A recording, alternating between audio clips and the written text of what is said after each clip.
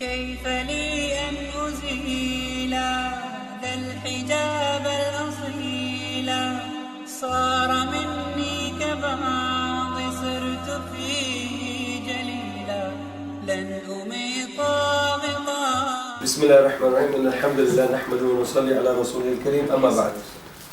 Any book of fiqh that you know, whether it is Bulugh al-Maram or it is Mishkat al-Masabih or Fiqh al-Sunnah, all those books of ahadith has got a pattern like Kitab al-Tahara, Kitab al-Salah, book of purification, book of Iman, book of Salah, book of Zakat, book of Hajj, book of transaction, book of Jihad, everything. But Al-Lulu Wal Marjan, which is pearls and corals, this book is actually all that fiqh that we know from all the fiqh books. The same chapters are there here, but these books, this book has got the hadith only from Bukhari and Muslim. So alhamdulillah, there is no doubt for somebody to know whether this hadith is authentic or inauthentic. So when you learn the fiqh from this, when you learn your aqidah from this, when you learn the seerah from this, because it will have seerah, aqidah, knowledge, book of faith, book of ilm, kitab al-ilm, kitab al-iman, kitab al-salah, everything in it. But what will happen is that when you will learn from it, whatever the message that you will be getting, you don't have to say that I heard Abdul Majid saying it. No, automatically you can quote from Al-Lulu Wal Marjan. That I studied from Bukhari and Muslim. But my work is, mashallah, is of two types. One is that I will be giving you everything that is there in Lulu Wal Marjan, but it will be a summarized version, which means the repetition of each and every hadith will be extracted and made as one message. So message will be complete, the book will be complete, but it will be summarized. For an example, the first chapter is the introduction in this book. The first chapter in Lulu Wal Marjan is introduction. And in introduction, Imam Musannif of the book, the author of this book, Muhammad bin Ismail Ibrahim, what he has done, he has narrated similar message from 4 different Sahaba, which means how many ahadith he has quoted here? 4 ahadith. But the message is one. 4 ahadith, which means by 4 different Sahabi. Anas ibn Malik, Abu Huraira, Mughira ibn Shu'bah, Abdullah bin Umar, for an example. So these are Ali bin Abi Talib. This 4 ahadith has got one similar message, that man kadhiba alayya muta'ammidan falyatabawwa maq'adahu min an-nar. Anybody who ascribes lies upon Rasulullah sallallahu alaihi wasallam, he must take his place in the hell. But now for your information, you will get this hadith in English, in Arabic, and you will learn the bullet points from it.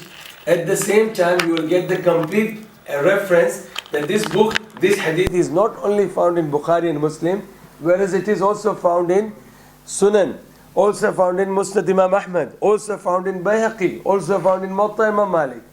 So that I will be explaining to you, and that when I'll give you the notes, you will have that complete reference in that. So this will be the second point of this.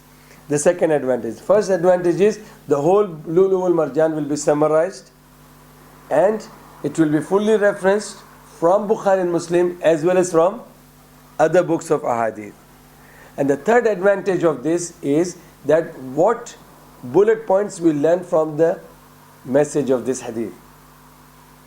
Not like scholarly, detailed sharh. No, bullet points. Point number 1 from this hadith. Point number 2 from this hadith. Point number 3. So it is easy for, even you can memorize and sit with your children to make them understand this particular hadith. Like this particular hadith, it can be categorized in the book of Iman. The same hadith. That who ascribes lies upon Rasulullah must take his position in the hellfire. Number 1, it says about the faith, that your faith will be in danger, and if you lie anything ascribing to Rasulullah, your position will be in the Jahannam. So this come into the category of Iman. It comes into the category of knowledge. That means whenever you learn or whenever you teach somebody, it should be the true knowledge. It should not be something, heard and say. Hearing and saying, oh, I heard, mashallah, the Palestinian man from this mosque, Sheikh Ahmad said this. No, we should not. We should know the authenticity. If Sheikh Ahmad is saying something, there should be some support from the hadith. So that way, it falls into the book of ilm, Kitabul Ilm, that the knowledge that you earn, gain, or the knowledge that you convey, it should be a true knowledge. It also speaks about the rewards and the punishments. Babul Adab, which means when a person is lying, ascribing or something saying against Rasulullah or lying upon Rasulullah, he will be punished. So this is how I will be teaching you the bullet points. And finally, we will end up with the understanding, general understanding of the whole hadith. What does the hadith gives us the message? And then inshallah, if you have any question related to that, we will entertain that question answers also. Alhamdulillah, this way we will learn the whole ahadith of Bukhari and Muslim. We like to start this next Monday? Yeah.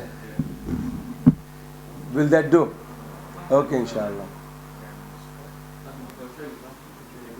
We'll do it now. But it's your duty to distribute to others. And all those who will come with your invitation, they will get the equal reward and you will get the same.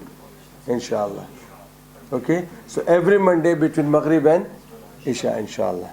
Barakallah fiqh wa akhiru da'wana alhamdulillahi rabbil alameen. كيف لي أن أزيل ذا الحجاب الأصيل صار مني كبار